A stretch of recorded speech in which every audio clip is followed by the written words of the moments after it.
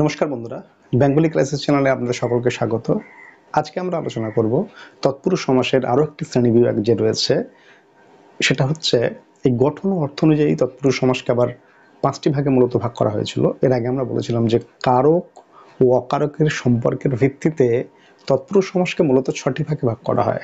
কি ছিল না? কর্ম তৎপুরুষ, করণ তৎপুরুষ, অধিকরণ তৎপুরুষ, অপাদান তৎপুরুষ, নিমিত্ত তৎপুরুষ আর সম্বন্ধ তৎপুরুষ।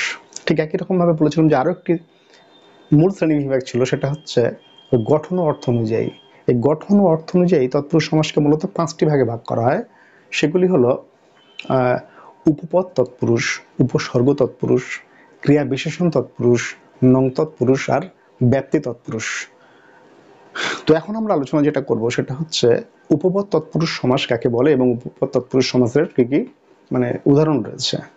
তো উপপদ তৎপুরুষ সমাস কি বলছে যে কৃত প্রত্যয় জাত পদ বা কৃদন্ত পদের পূর্ববর্তী পদকে উপপদ বলে। ভালো করে আমরা বলি, এখন কৃত কৃত প্রত্যয়জাত পদ বা কৃদন্ত পদের পূর্ববর্তী পদকে উপপদ বলে, এটা গেল আলাদা প্রশ্ন। পরবর্তী যে উপপদের সঙ্গে সেই বাক্যে ব্যবহারের অনুপযোগী কৃদন্ত পদের যে সমাস হয় তাকে উপপদ তৎপুরুষ সমাস বলে। এবারে যদি আমরা প্র্যাকটিক্যালি অ্যাজ এ স্টুডেন্ট যদি আমরা ভাবি, এই যে সমস্ত শব্দগুলো এখানে ব্যবহার করা হয়েছে, এই প্রত্যেকটা শব্দ ব্যাকরণ শেখার ক্ষেত্রে খুবই কঠিনকর হয়ে যাবে যদি আমরা এটাকে এইভাবে ব্যাখ্যা করে যদি আমরা উপপদ তৎপুরুষ সমাসটাকে ব্যাখ্যা করি, তাহলে কিন্তু আমরা করতে পারবো না। কেন করতে পারবো না? কারণ হচ্ছে এই কৃত প্রত্যয় জাত পদ বা কৃদন্ত পদ বা এই পূর্ববর্তী পদকে উপপদ বলে, এগুলো কিন্তু মাথার মধ্যে দিয়ে যাবে না। তাহলে আমাদেরকে কনসেপ্টের মধ্যে দিয়ে এই যে শব্দগুলো এখানে ব্যবহার করা হয়েছে সেগুলো সম্পর্কে আগে ক্লিয়ার একটা কনসেপ্ট তৈরি করতে হবে, তারপরে আমাদেরকে এই ব্যাকরণ সম্পর্কে বা এই উপপদ তৎপুরুষ সমাস সম্পর্কে আমরা জানবো। এখানে কৃত প্রত্যয়জাত পদ। এখন প্রশ্ন হচ্ছে, এই প্রত্যয় কিন্তু দুটি প্রত্যয় আছে। প্রত্যয় হচ্ছে দু প্রকার, একটা হচ্ছে কৃত প্রত্যয়, একটা হচ্ছে একটা হচ্ছে তদ্ধিত প্রত্যয়। কৃত প্রত্যয় কোনগুলো বলছে যে যে প্রত্যয়গুলো ধাতুর পরে যুক্ত হয়, ধাতুর পরে বসে যে প্রত্যয় তাকে বলে কৃত প্রত্যয়, আর শব্দের শেষে যে প্রত্যয় যোগ হয় তাকে বলে তদ্ধিত প্রত্যয়। তাহলে এখানে কৃত প্রত্যয় মানে কি? ধাতু থাকবে, ধাতুর পরে যে প্রত্যয় হয় সেটাকে আমরা বলি কৃত প্রত্যয়। শব্দের পরে যদি প্রত্যয় হতো তাহলে সেটাকে বলতাম তদ্ধিত প্রত্যয়। তাহলে এখানে তদ্ধিত প্রত্যয়ের কোনো প্রশ্ন নেই। যেমন একটা যদি বলি আমরা, এখানে দেওয়া রয়েছে জন হচ্ছে ধাতু আর ড হচ্ছে প্রত্যয়। এই ধাতুর পরে যে প্রত্যয় যোগ হয়, তাহলে ধাতুর শেষে যে প্রত্যয় যোগ হয় তাকে বলে কৃত প্রত্যয়। যদি এখানে শব্দ থাকতো গঙ্গা যোগ স্নেহ, গঙ্গা তো একটা শব্দ, এটা শব্দের সঙ্গে যখন স্নেহ প্রত্যয় যোগ হচ্ছে তখন শব্দের সঙ্গে যে প্রত্যয় যোগ হতো তাহলে তদ্ধিত প্রত্যয় বলতাম। যেহেতু এটা ধাতুর পরে যে প্রত্যয় যোগ হয় তাকে বলে কৃত প্রত্যয়। তাই এখানে কি বলছে, তাহলে কৃত প্রত্যয় যত পদ, তাহলে কৃত ধাতুর সঙ্গে যে প্রত্যয়টা যোগ করে যখন যোগের ফল হিসেবে যেটা পাওয়া যায় সেটাকে বলে কৃদন্ত পদ। কিভাবে বুঝবো আমরা? এখানে আমরা দেখছি এই এখানে আছে জন ড। এবার এই জনটা কিন্তু ধাতু, জনটা কি? ধাতু চিহ্ন হচ্ছে এইটা, জন হচ্ছে ধাতু, ড হচ্ছে প্রত্যয়। তাহলে এই ধাতু যোগ প্রত্যয় মানে এটা হচ্ছে কৃত প্রত্যয়, এই ধাতু যোগ প্রত্যয় মানে কৃত প্রত্যয়। কিন্তু ধাতু যোগ প্রত্যয় যোগ হয়ে যেটা এসছে, এই জন যোগ ড সমান জ এসছে, এই জটা হচ্ছে কৃদন্ত পদ। তাহলে ধাতু যোগ কৃত প্রত্যয় যোগ করার পর যে পদ তৈরি হয় সেটাকে বলে কৃদন্ত পদ। তাহলে আমরা আশা করি কৃত প্রত্যয় সম্পর্কে আমরা জেনে যে কৃত প্রত্যয় কি? ধাতু যোগ প্রত্যয় সমান কৃত প্রত্যয়, শব্দ যোগ প্রত্যয় সমান হচ্ছে তদ্ধিত প্রত্যয়। যেমন হচ্ছে একটা যদি আমরা উদাহরণ দিই, এখানে এই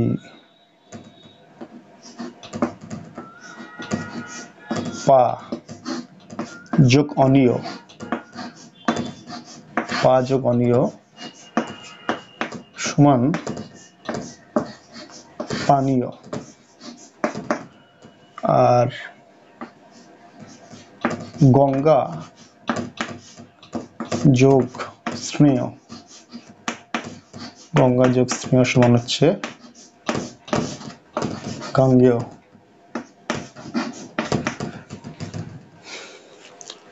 পা ধাতু যোগ অনীয় সমান হচ্ছে পানীয়, গঙ্গা যোগ স্নেহ সমান সমান গাঙ্গেয়। তাহলে ধাতু যোগ প্রত্যয় সমান হচ্ছে, এটা হচ্ছে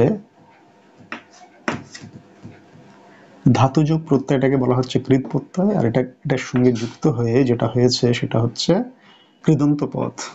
একই রকম ভাবে শব্দের শেষে যে প্রত্যয় যোগ হয় সেটাকে বলা হচ্ছে তদ্ধিত প্রত্যয়, আর শব্দের সঙ্গে প্রত্যয় যোগ করে যেটা আসে সেটা হচ্ছে তদ্ধিত পদ। তাহলে পা ধাতুর সঙ্গে অনীয় প্রত্যয় যোগ হয়ে পানীয় হচ্ছে, এটা এই পা হচ্ছে ধাতুর শেষে যে প্রত্যয় সেটা হচ্ছে কৃৎ প্রত্যয়, এটাকে বলা হচ্ছে কি কৃৎ প্রত্যয়। আর শব্দের সঙ্গে যে প্রত্যয় যোগ হচ্ছে সেটাকে বলা হচ্ছে তদ্ধিত প্রত্যয়। আর এই ধাতু যোগ প্রত্যয় যোগ হয়ে যেটা আসছে সেটা হচ্ছে কৃদন্ত পদ, শব্দের সঙ্গে প্রত্যয় যোগ করে যেটা আছে সেটা হচ্ছে তদ্ধিত পদ। প্রশ্ন এখানটায় তদ্ধিত পদের নয়, প্রশ্ন হচ্ছে কৃৎ প্রত্যয়জাত বা কৃদন্ত পদ। তাহলে এখানে বলছে এই কৃৎ প্রত্যয়জাত পদ বা কৃদন্ত পদ, তাহলে ধাতুর সঙ্গে প্রত্যয় যোগ হয়ে যেটা ধাতু যোগ প্রত্যয় সমান হচ্ছে কৃৎ প্রত্যয়, আর এটার সঙ্গে যোগ হয়ে যেটা এসছে জ, এটা হচ্ছে কৃদন্ত পদ। তাহলে কৃৎ প্রত্যয়জাত পদ বা কৃদন্ত পদের পূর্ববর্তী পদ, তাহলে পঙ্কজ হচ্ছে পঙ্কজ, পঙ্কজ শব্দটাকে বিশ্লেষণ করলে আমরা পেয়েছি পঙ্কপূর্বক জন যোগ ড। তাহলে ধাতু যোগ প্রত্যয় সমান হচ্ছে কৃৎ প্রত্যয়, আর এই কৃৎ প্রত্যয়ের সঙ্গে যোগ হয়ে জ এসছে, তাহলে সেটা হচ্ছে কৃদন্ত পদ। আর কৃদন্ত পদের পূর্ববর্তী যে পদ আছে সেটাকে বলা হচ্ছে উপপদ, এই পঙ্ক যোগ জ। তাহলে কৃদন্ত পদের পূর্ববর্তী পদ হচ্ছে উপপদ, পঙ্ক হচ্ছে উপপদ। পঙ্কটা কি? পঙ্ক হচ্ছে উপপদ, পূর্ববর্তী পদকে বলছে উপপদ। তাহলে এই উপপদের সঙ্গে বাক্যের ব্যবহারে অনুপযোগী কৃদন্ত পদের যে সমাস হয় তাকে বলছে উপপদ তৎপুরুষ সমাস। আশা করি বুঝতে পেরেছি আমরা। যেমন ওই পঙ্কে জন্মে যা, তা হচ্ছে পঙ্কজ, পঙ্কে জন্মে যা সেটা হচ্ছে পঙ্কজ, এটা হচ্ছে উপপদ তৎপুরুষ সমাস। যদি বলতো জলজ, জলে জন্মায় যা, জলজ। আরেকবার বলি, কৃৎ প্রত্যয়জাত পদ বা কৃদন্ত পদের পূর্ববর্তী পদকে উপপদ বলে। তা কৃৎ প্রত্যয়জাত পদ কোনটা? ধাতুর সঙ্গে যে প্রত্যয় যোগ হয় এটা মিলিয়ে হচ্ছে কৃৎ প্রত্যয়, এটার সঙ্গে যুক্ত হয়ে যেটা আসছে সেটা হচ্ছে কৃদন্ত পদ। আর এই কৃদন্ত পদ জ, কৃদন্ত পদ জ, এই কৃদন্ত পদ এই জ এর পূর্ববর্তী যে পদ বসে তাকে বলে উপপদ। তাহলে এটা কি হচ্ছে? পঙ্কটা হচ্ছে উপপদ, এই পঙ্ক হচ্ছে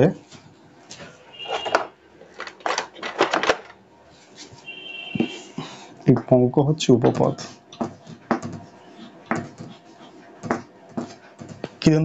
কৃদন্ত পদ, আর এটা হচ্ছে কৃদন্ত পদ।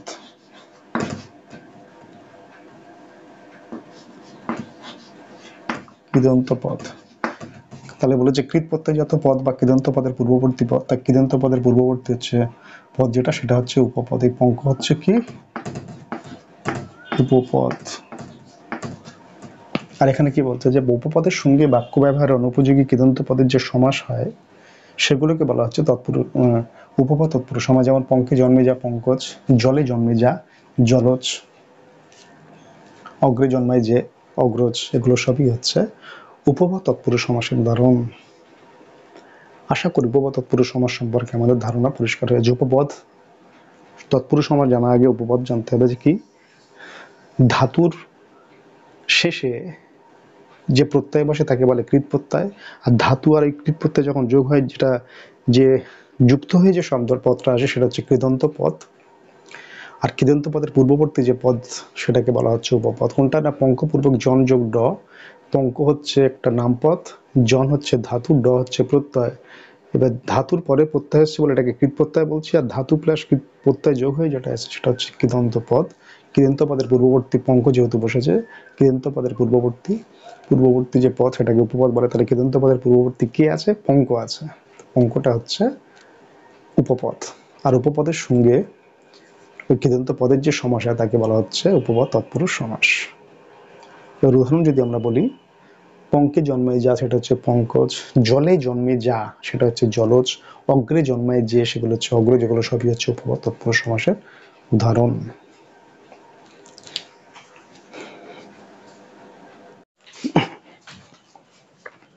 এবারে আমরা দেখব গঠন ও অর্থ অনুযায়ী তৎপুরুষ সমাজের শ্রেণীবিভাগ রয়েছে, তার আরো একটি শ্রেণীবিভাগ, দ্বিতীয় শ্রেণীবিভাগ উপসর্গ তৎপুরুষ সমাস সম্পর্কে আমরা জানবো। উপসর্গ তৎপুরুষ সমাস কি বলছে, যে তৎপুরুষ সমাসে কোনো একটা উপসর্গ, যে তৎপুরুষ সমাসে কোনো একটা উপসর্গ পরপদে অবস্থান করে, অর্থাৎ পরপদে বসে এবং পূর্বপদের বিশেষ্যের সঙ্গে মিলিত হয়ে যখন সমস্ত পদ গঠন করে তাকে বলে উপসর্গ তৎপুরুষ সমাস। এর আগে আমরা এই সমস্ত পদ সম্পর্কে জেনেছি, সমসমান পদ সম্পর্কে জেনেছি, পূর্বপদ সম্পর্কে জেনেছি এবং পরপদ সম্পর্কে জেনেছি। তো এখানে বলছে কি যে তৎপুরুষ সমাসে কোন একটা উপসর্গ পূর্বপদে অবস্থান করে, পরপদে অবস্থান করে, অর্থাৎ পরের পদে অবস্থান করে এবং পূর্বপদে যে বিশেষ্য থাকে তার সঙ্গে মিলিত হয়ে যখন সমস্ত পদ গঠন করে তখন তাকে বলে উপসর্গ তৎপুরুষ সমাস। এবার এইটা জানার আগে আমাদের প্রথমেই জানা প্রয়োজন উপসর্গ তৎপুরুষ সমাস তো পরে জানবো, আগে উপসর্গ কাকে বলে আমার জানা প্রয়োজন। উপসর্গ অনুসর্গ এটা জানা প্রয়োজন। আমরা জানি দ্বারা দিয়া করতে এগুলো অনুসর্গ, হইতে থেকেছে এগুলো হচ্ছে অনুসর্গ, কিন্তু উপসর্গ কোনগুলো?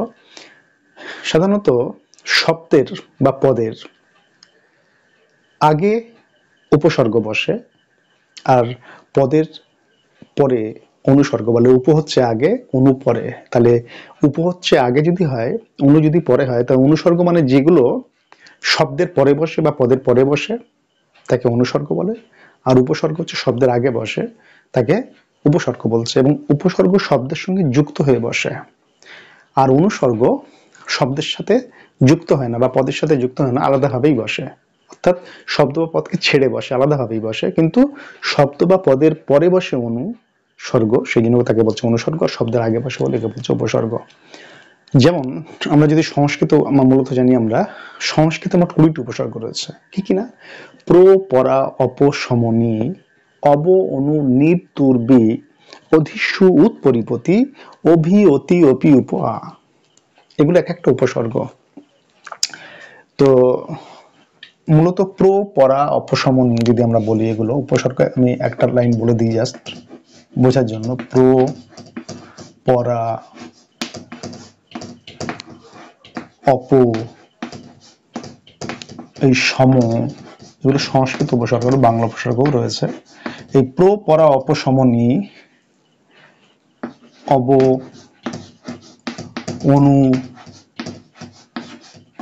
নির, দুর্বি, নির, অব, অনু, নির, দুর্বি, প্র, পরা, অপশমনী, অব, অনু, নির, দুর্বি, অধি, অধিসু, উৎ, পরিপতি, অভি, অতি, অপি, উপ, আ। এগুলো হচ্ছে একটা উপসর্গ। উপসর্গ শব্দের সঙ্গে যুক্ত হয়ে শব্দকে একটা নতুন মাত্রা যোগ করে শব্দের সাথে যুক্ত হয়ে বসে এবং সাধারণত শব্দের আগেই বসে। তো এবারে আমরা দেখব এই যে অতিবৃষ্টি, এই বৃষ্টি হচ্ছে পদ বা পদ, এর আগে বসেছেন উপসর্গ, এটা হচ্ছে উপসর্গ। এই প্র, পরা, অপশমনী, অব, অনু, নির, দুর্বি, অধি, সু, উৎ, পরিপতি, অভি, অতি, এই হচ্ছে অতিটা, এই অতি হচ্ছে সেই অতি, অভি, অতি, অপি, উপ, আ। এগুলো এক একটা উপসর্গ। প্র, পরা, অপশমনী, অব, অনু, নির, দুর্বি, এগুলো একটা আছে। যদি আমরা বোঝার জন্য আরেকটু বলি, আর অধি, অধিসু, উৎ,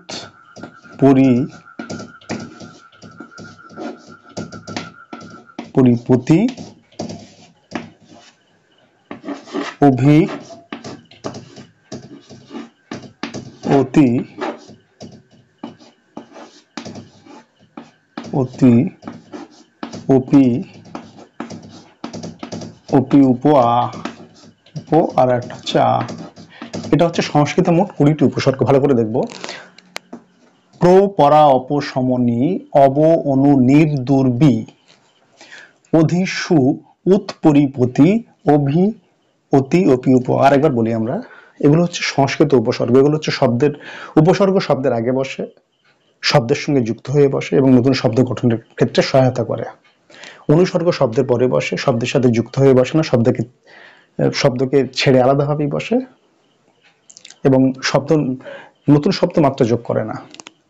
তো উপসর্গ হচ্ছে সংস্কৃত মূলত মোট সংস্কৃত উপসর্গ 20টি, বাকি কিছু উপসর্গ বাংলায় রয়েছে, বাট যেগুলো গুরুত্বপূর্ণ সংস্কৃত উপসর্গ সেগুলো হচ্ছে 20টি হচ্ছে কি কি না, প্র, পরা, অপশমনী, অপশমনী, অপশমনী, অব অনু নির দুর্বি, অধিসু উৎপরিপতি, অভি অতি অপি উপা।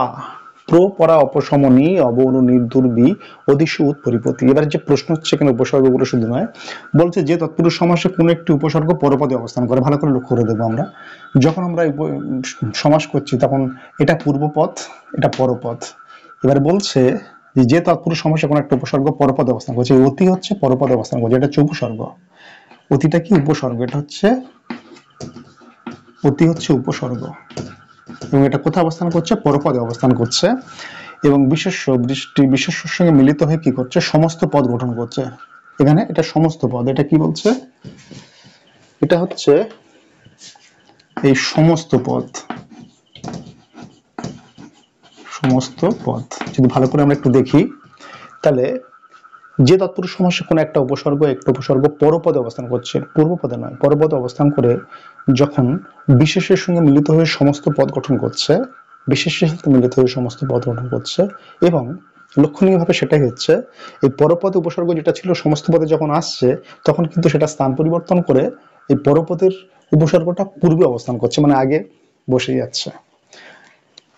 যখন আমরা এটাকে সমাসে দেখছি পূর্বপদ সমসমান পদে যখন রয়েছে তখন পূর্বপদ আর পরপদের মধ্যে উপসর্গটা পরপদেই অবস্থান করছে, কিন্তু পরবর্তীকালে এই পূর্ব, ভালো করে বুঝি আমরা, বোঝাটা খুব প্রয়োজন। তো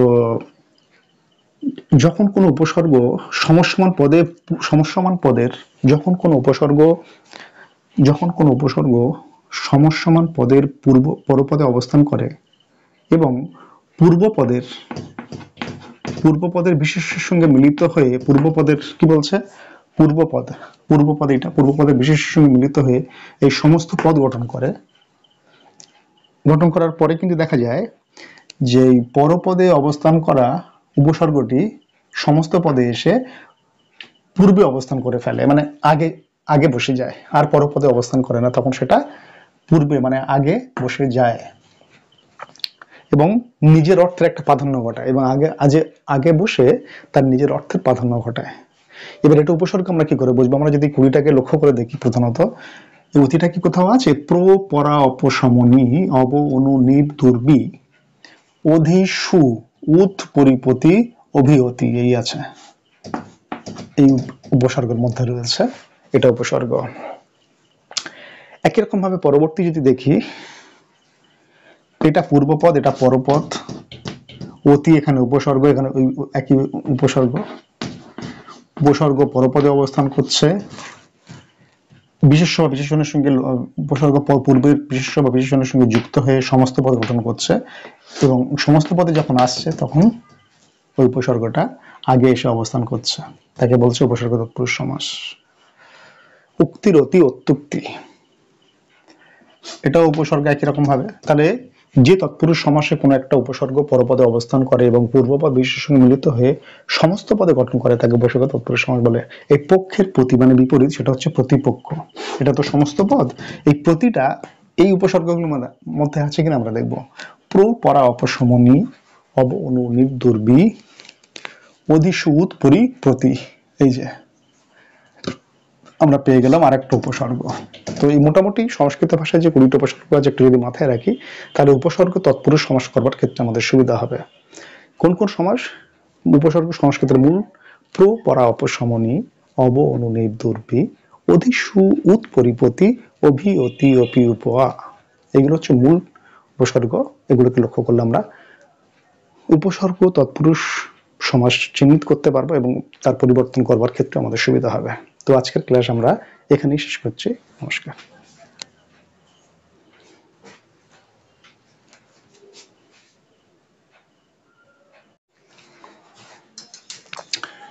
এবার আমরা আলোচনা করব তৎপুরুষ সমাসের গঠন অর্থ অনুযায়ী শ্রেণী বিভাগের আরো একটি শ্রেণী বিভাগ নং তৎপুরুষ সমাস সম্পর্কে। নং তৎপুরুষ সমাস হচ্ছে কাকে বলছে না, যে সমাসে পূর্বপদে কি কি থাকে না, না থাকে, নয় থাকে, নাই থাকে ইত্যাদি নাবাচক অব্যয় উপসর্গ রূপে অবস্থান করে, তাহলে যে সমাসের পূর্বপদে, পূর্বপদ মানে হচ্ছে আগের পদে, যে সমাসের পূর্বপদে অর্থাৎ আগের পদে না, নাই, নয় ইত্যাদি নাবাচক অব্যয় উপসর্গ রূপে অবস্থান করে এবং উত্তর পদের বিশেষ্য বা বিশেষণের সঙ্গে নেতিবাচক সম্পর্ক স্থাপন করে। উত্তর পদ মানে হচ্ছে পরপদের। তাহলে যে সমাসের পূর্বপদ অর্থাৎ আগের পদে না, নয়, নাই ইত্যাদি নাবাচক অব্যয় উপসর্গ রূপে অবস্থান করে এবং উত্তর পদ অর্থাৎ পরপদের বিশেষ্য বা বিশেষণের সঙ্গে একটা নেতিবাচক সম্পর্ক স্থাপন করে, তাকে বলছে নং তৎপুরুষ সমাস। এবার যেটা বিশেষভাবে লক্ষণীয় সেটা হচ্ছে এই ধরনের সমাসে সবসময় পরপদের অর্থ প্রাধান্য পায়। এই ধরনের সমাসে সবসময় পরপদের অর্থ প্রাধান্য পায়। তো আমরা দেখবো যে নং তৎপুরুষ সমাসের উদাহরণ, এই যে নয় চেনা, অচেনা, এটা পূর্বপদ, একটা পরপদ। বলছে যে সমাসের পূর্বপদে কি হয়, না, নয়, নাই, এই নয় এটা হচ্ছে নাবাচক অব্যয় বসছে পূর্বপদে, আর পরবর্তী পদ অর্থাৎ উত্তরপদ বা পরপদে যে বিশেষ্য বা বিশেষণের সঙ্গে একটা সম্পর্ক, নেতিবাচক সম্পর্ক স্থাপন করছে, কিন্তু এখানে পূর্বপদের নয় পরপদের অর্থ প্রাধান্য পায়, সেই জন্য করে এখানে নং তৎপুরুষ সমাস বলে। সবসময় মাথায় রাখতে হবে যে পরপদের অর্থ প্রাধান্য পাবে, আর পূর্বপদে না, নয়, নাই ইত্যাদি নেতিবাচক অব্যয় যখন বসবে তখন তাকে নং তৎপুরুষ সমাস বলবো। এবার এর কতগুলো লক্ষণ আছে, যেগুলো হচ্ছে যদি এমন দেখা যায় যে পরপদের প্রথম ধ্বনি যদি ব্যঞ্জন বর্ণ হয়, ব্যঞ্জন বর্ণ কোনগুলো, ক, খ, গ, ঘ, ম, যে বর্ণগুলো অন্য কোনো বর্ণের সাহায্য ছাড়া নিজে নিজে উচ্চারিত হতে পারে না, তাকে বলে ব্যঞ্জন বর্ণ। যেমন ক, খ, চয় সাহায্য নয়, খ, চয় সাহায্য নয়, এগুলো ব্যঞ্জন বর্ণ। তো ক, খ, গ, ঘ, ম এগুলো থেকে শুরু করে ম এগুলো সবই ব্যঞ্জন বর্ণ। তো যদি দেখা যায় পরপদের ওই প্রথম ধ্বনি যদি কোনো ব্যঞ্জন বর্ণের মধ্যে কোনো একটা হয়, তাহলে কিন্তু ওই নং এর স্থানে অ হবে। যেমন এক্সাম্পল হচ্ছে নয় চেনা, তাহলে এখানে হচ্ছে এটা হচ্ছে পূর্বপদ, পরপদের প্রথম ধ্বনি বলেছে, পূর্বপদ এটা হচ্ছে পরপদ। এবারে পরপদের প্রথম ধ্বনি কি, চ যোগ এ যোগ দন্তন্য যোগ আচা, তাহলে পরপদের প্রথম ধ্বনি চ মানে এটা হচ্ছে ব্যঞ্জন ধ্বনি। তো এখানে আগেই বলে দিয়েছে যে পরপদের প্রথম ধ্বনি যদি ব্যঞ্জন বর্ণ হয়, এটা তো পূর্বপদ,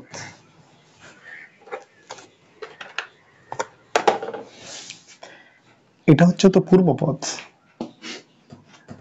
এটা পূর্বপদ এই নয় চেনা, আর এটা হচ্ছে পরপদ বা উত্তরপদ।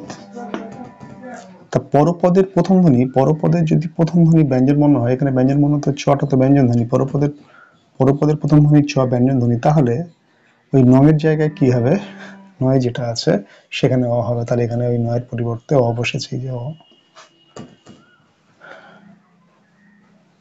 একই রকম ভাবে নয় সম্মত, এটা হচ্ছে পূর্বপদের নয় অব্যয় বসেছে, পরপদের প্রথম ধ্বনি ব্যঞ্জন ধ্বনি দন্তস্ব বসেছে, সেই কারণে নয়ের পরিবর্তে অ বসেছে। একরকম ভাবে নয় কাজ, পূর্বপদে নয় বসেছে, পরবর্তী পদের ব্যঞ্জন ধ্বনি ক বসেছে বলে নয়ের পরিবর্তে অ বসেছে, এটাও বসেছে, এটাও বসেছে। আরেকটা বৈশিষ্ট্য বলছে পরপদে যদি প্রথম ধ্বনি ব্যঞ্জন বর্ণ না যদি স্বরধ্বনি হতো, তাহলে নং এর স্থানে অন হয়। যেমন নয় ঐক্য, এটা পূর্বপদ, এটা পরপদ, পরপদের প্রথম ধ্বনি যেহেতু স্বরবর্ণ হয়েছে, সেই কারণে নয়ের পরিবর্তে অন হয়েছে, অনৈক, নয় ঐক্য অনৈক। একই রকম ভাবে এটা পূর্বপদ, এটা পরপদ, এই পরপদের প্রথম ধ্বনি যদি স্বরবর্ণ বলে এই নায়ের পরিবর্তে অন হয়েছে, নাই অন্ত অনন্ত, অন হয়েছে, অন হয়েছে, অন হয়েছে। তাহলে এটা একটা বৈশিষ্ট্য, এটা আরেকটা বৈশিষ্ট্য। দুটো বৈশিষ্ট্য, একটা হচ্ছে পরপদ, পরপদে যদি প্রথম ধ্বনি ব্যঞ্জন ধ্বনি হয়, এটা পূর্বপদ, এটা পরপদ, পরপদের প্রথম ধ্বনি চ হচ্ছে ব্যঞ্জন ধ্বনি, এই কারণে ওই নং এর স্থানে হচ্ছে অ হয়েছে, অ। এই নয় সম্মত প্রথম ধ্বনি ব্যঞ্জন ধ্বনি, এটা অ হয়েছে। একরকম ভাবে নয় কাজ, এটা পূর্বপদ, এটা পরপদ, পরপদের প্রথম ধ্বনি ব্যঞ্জন ধ্বনি বলে নয়ের পরিবর্তে অ বসেছে। আর দ্বিতীয় বৈশিষ্ট্য বলছে পরপদের প্রথম ধ্বনি যদি স্বরবর্ণ হয়, পরপদের প্রথম ধ্বনি ব্যঞ্জন ধ্বনি হয়েছে বলে এটা অ হয়েছে, আর প্রথম ধ্বনি যদি স্বরধ্বনি হয় তাহলে নং আছে, নং এর স্থানে অন হবে। যেমন নয় ঐক্য, এটা পূর্বপদ, এটা পরপদ, পরপদের প্রথম ধ্বনি ঐক্যের ওই হচ্ছে স্বরধ্বনি, সেই কারণে নয়ের পরিবর্তে অন হয়েছে। একই রকম ভাবে নাই অন্ত, এটা পূর্বপদ একটা পরপদ, পরপদের প্রথম ধ্বনি অ স্বরবর্ণ বলে ওই নায়ের পরিবর্তে অন হয়েছে, নাই অন্ত অনন্ত। আরেকটা বৈশিষ্ট্য আছে আমরা দেখে নেব।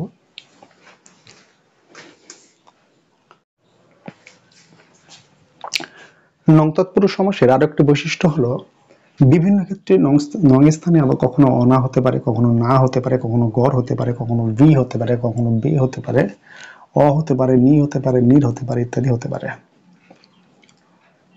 পূর্ব পদে, সরি সমস্ত পদে। যেমন নয় আচার, তাহলে বিভিন্ন ক্ষেত্রে নং স্থানে অনা, না, গড়, বি, বে, অ, নি, নির ইত্যাদি হতে পারে যখন আমরা সমস্ত পদে নিয়ে যাই। তো নয় আচার, অনাচার, এখানে হচ্ছে অনার, অনা হয়েছে। নয় মঞ্জুর, নামঞ্জুর, এখানে না বসেছে সমস্ত পদে। নয় মিল, গড় মিল, এখানে গড় বসেছে সমস্ত পদে। নয় সদৃশ, এখানে পূর্ব পদে হচ্ছে বি, বি বসেছে, বি। নয় রসিক, যে বে রসিক, তাহলে অনা, না, গড়, বি, বে, অ, নি, নির ইত্যাদি কিন্তু সমস্ত পদে যখন নিয়ে আসি তখন নঙের স্থানে এই পরিবর্তে এগুলো বসে। তো এখন আমরা আলোচনা করলাম নং তৎপুরুষ সমাস সম্পর্কে। আশা করি নং তৎপুরুষ সমাস সম্পর্কে আমাদের কনসেপ্ট ক্লিয়ার হয়েছে। এরপর আমরা চলে যাব পরবর্তী যে সময় রয়েছে সেই সমাস সম্পর্কে আলোচনায়।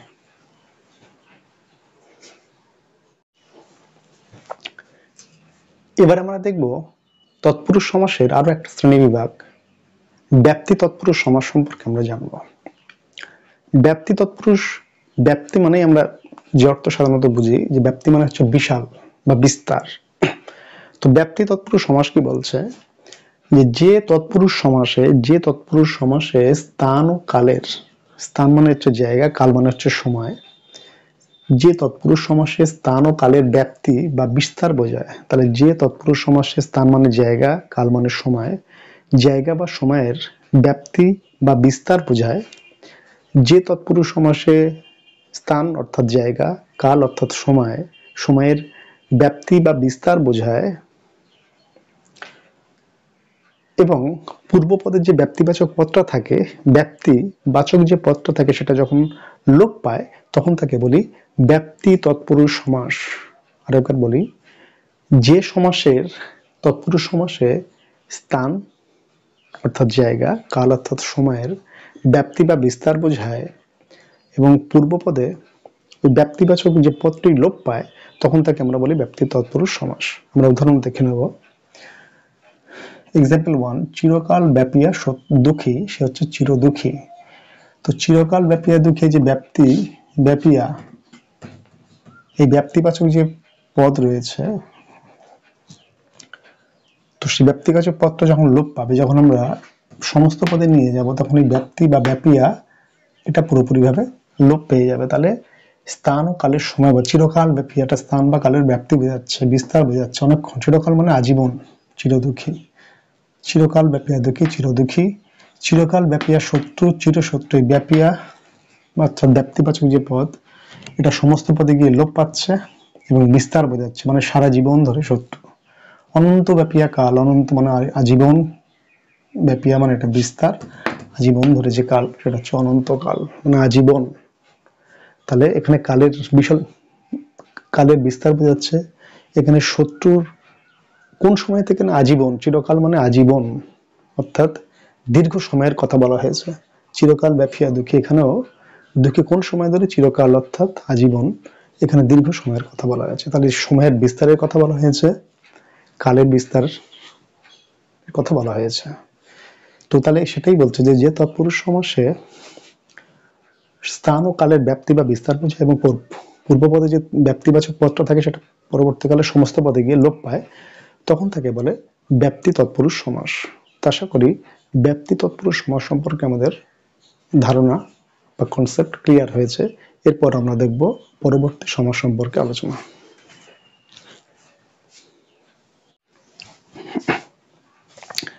এবারে আমরা দেখব তৎপুরুষ সমাসের আরো একটি শ্রেণী বিভাগ, ক্রিয়া বিশেষ তৎপুরুষ সমাস সম্পর্কে আমরা জানব। ক্রিয়া বিশেষণ তৎপুরুষ সমাস সম্পর্কে জানার আগে ক্রিয়া বিশেষণ কোনটা জানা প্রয়োজন। ক্রিয়া আমরা জানি যে পদের দ্বারা কোনো কিছু কাজ করা বোঝায় তাকে বলে ক্রিয়াপদ। যে পদের দ্বারা কোনো কিছু কাজ করা বোঝায় তাকে বলে ক্রিয়াপদ। তো যেমন যাওয়া, আসা, খাওয়া, ঘুমানো, এগুলো সবই এক একটা কাজ করা বোঝাচ্ছে, তাই এগুলোকে বলা হচ্ছে ক্রিয়াপদ। যে পদের দ্বারা কোনো কিছু কাজ করা বোঝায় তাকে বলে ক্রিয়াপদ। আর বিশেষণ কাকে বলে? যে পদের দ্বারা বিশেষ্য পদ বা অন্য কোনো পদের সেটা ক্রিয়াপদ হতে পারে, সর্বনাম পদ হতে পারে। তো যে পদের দ্বারা বিশেষ্য পদ বা অন্য কোনো পদের দোষ, গুণ, অবস্থা, পরিমাণ, সংখ্যা ইত্যাদি প্রকাশ করে তাকে বলে বিশেষণ। যেমন যদি বলি শ্যাম একজন ব্যক্তির নাম, শ্যাম ভালো ছেলে, শ্যামের গুণ সম্পর্কে কি বলছি? শ্যাম ভালো। শ্যাম খারাপ ছেলে, শ্যামের দোষ যদি বলি খারাপ। শ্যাম 5 কেজি আম নিয়ে বাজারে যায়, কত পরিমাণ বোঝাচ্ছে? 5 কেজি। এই যে পরিমাণ, দোষ, গুণ, এগুলো সবই বিশেষণ বোঝাচ্ছে। তো ব্যক্তির নামপদের দোষ গুণ এগুলো যখন ক্রিয়ার দোষ গুণ, অবস্থা, পরিমাণ, সংখ্যা বোঝাবে তখন সেটা বলে ক্রিয়া বিশেষণ। তো এখানে যেটা বলছে ক্রিয়া মানে কাজ করা বোঝাচ্ছে।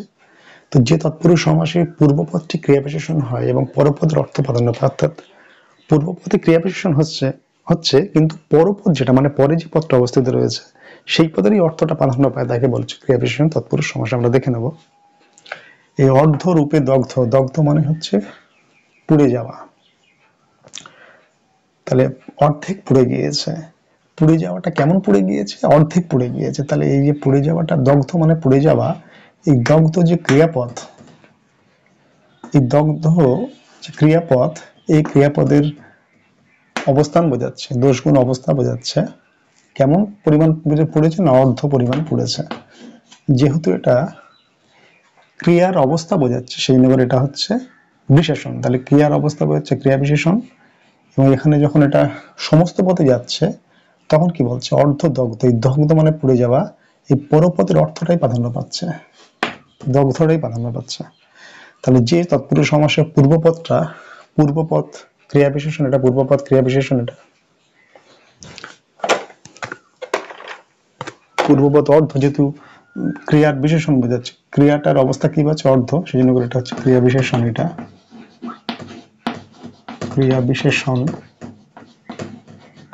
ক্রিয়া বিশেষণ। আর পরপদের অর্থ দগ্ধটাই প্রাধান্য পাচ্ছে। যেমন নিম্রূপে রাজি, মানে কিছু অল্প রাজি, যেটাকে নিমরাজি বলি। তো নিমরাজি এখানে হচ্ছে, এইটা হচ্ছে এটা কেমন রাজি? নিমরাজি, এটার অবস্থা বোঝাচ্ছে। এটা হচ্ছে ক্রিয়া বিশেষণ। এখানে পরপদ রাজির অর্থ প্রাধান্য পাচ্ছে, এটা হচ্ছে ক্রিয়া বিশেষণ।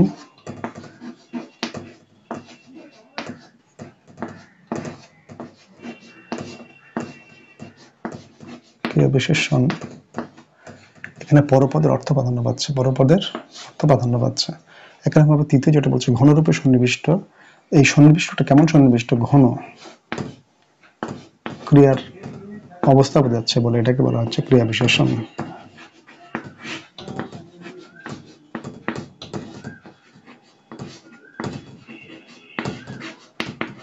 এটা হচ্ছে ক্রিয়া বিশেষণ। আর এখানে কিন্তু প্রত্যেকটা ক্ষেত্রে কিন্তু এই পরপদের অর্থ প্রাধান্য পাবে, পরপদের অর্থ প্রাধান্য পাচ্ছে, পরপদের অর্থ প্রাধান্য পায়।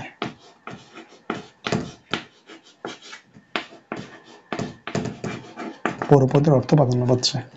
একরকম ভাবে রাজি, এটাও পরপদের অর্থ প্রাধান্য পাবে, এটা পরপদের অর্থ প্রাধান্য পেয়েছে। তাহলে যে তৎপুরুষ সমাসে পূর্বপদটি ক্রিয়া বিশেষণ এবং পরপদের অর্থ প্রাধান্য পায় তাকে বলে ক্রিয়া বিশেষণ তৎপুরুষ সমাস। আশা করি আমরা ক্রিয়া বিশেষণ তৎপুরুষ সমাস সম্পর্কে আমাদের কনসেপ্ট বা ধারণা ক্লিয়ার করতে পেরেছি।